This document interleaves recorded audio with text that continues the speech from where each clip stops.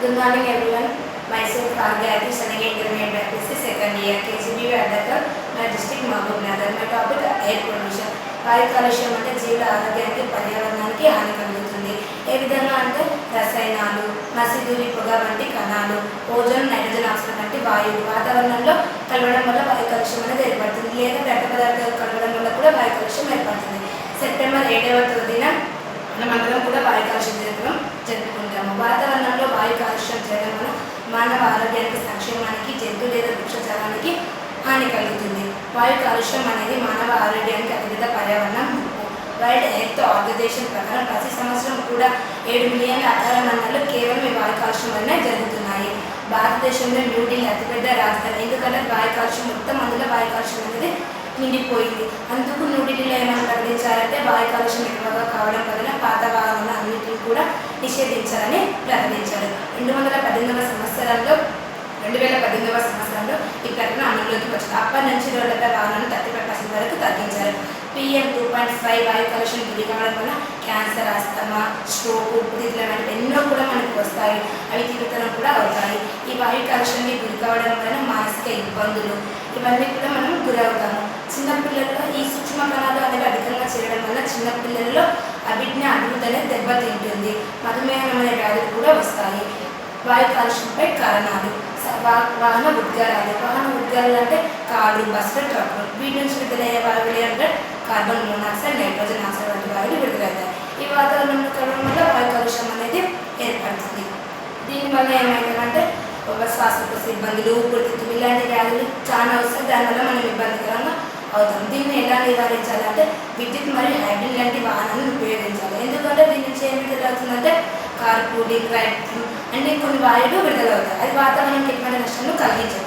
ఈ వాయువులు విడుదల వల్ల మనకు ఎలాంటి హాని జరగదు. కాబట్టి వీటిని ఉపయోగించాలి. వీటిని ఉపయోగిస్తే కొంచెం వరకు మనం తగ్గించవచ్చు.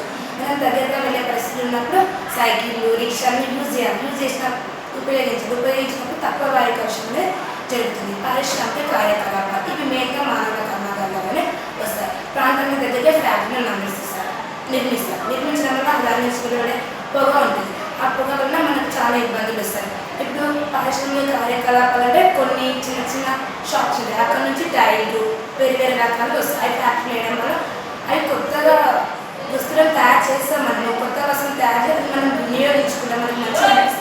కానీ దాని నుంచి విడుదలయ్యే వాయువు మనకు హాని కలిగిస్తుంది. అట్లా విడుదల కాకుండా మంచిగా చూసుకోవాలి. దీన్ని ఎట్లా నివారించాలి అంటే ప్రాంతాలకు 5 కిలోమీటర్స్ దూరంలో ఈ ఫ్యాక్టరీలనే అమర్చాలి. మనం ఫ్యాక్టరీ దగ్గరికి వెళ్తాం కదా, అక్కడికి మాస్కులు యూజ్ చేయాలి. అందులో పనిచేసే వాళ్ళు ఇట్లా మాస్కులు యూజ్ చేయాలి.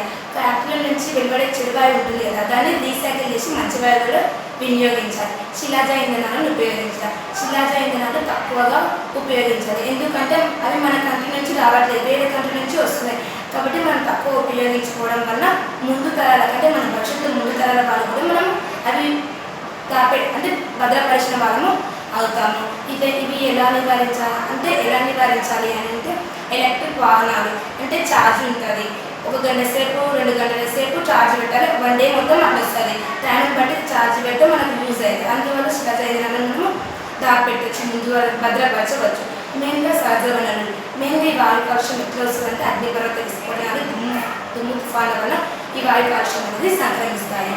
ఈ వాయు కాలుష్య కారకాలు మొత్తం కూడా వాతావరణంలో కలసడం వల్ల ఓజోన్ పొర అనేది దెబ్బతింటుంది. ఓజోన్ పొర ఏమవుతుందంటే మన చర్మానికి సమస్యలను సృష్టిస్తుంది.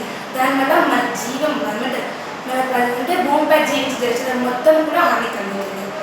ఈ వాయు కాలుష్యంలో ప్రభావం ఆరోగ్య ప్రభావాలు అంటే మనకు శ్వాసకు సంబంధించిన శ్వాసకు సంబంధించిన వ్యాధులు సంక్రమిస్తాయి. పర్యావరణ ప్రభావం వాతావరణం. ఇప్పుడు తాజ్మహల్ ఎట్లుంది, అప్పుడు పూర్వం ఎట్లా ఎంత బాగా చూసినామని ఎట్లా అనిపిస్తుంది. ఇప్పుడు ఎట్లుంది, వెరైటీ ఉంది, చూడడానికి కూడా ఇష్టపడలేదు ఎవరు.